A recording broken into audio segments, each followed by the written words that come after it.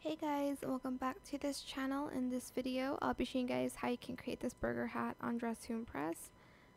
Let me just change the color of my hair to this like blonde to match it a little bit better.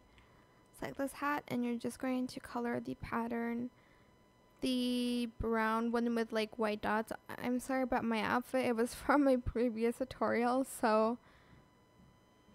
Oh, hello there. Just decided to...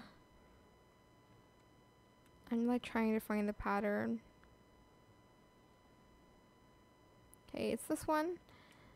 Then you're going to select this hat, toggle it to the second one, and color it green for the lettuce. Then we're going to select this hat, and we're going to color it red for the tomato.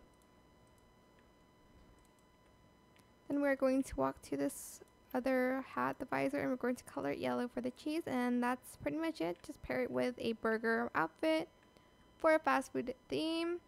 And that is it. I hope it was helpful for you guys. Don't forget to like, comment, share, and also subscribe to this channel if you haven't done that already. If you have any more questions about this video, just leave it in the comment section down below. I will try my best to answer them all for you guys. And if you found this video helpful, please click the thanks button as well. That is it. Thank you so much for watching. Bye.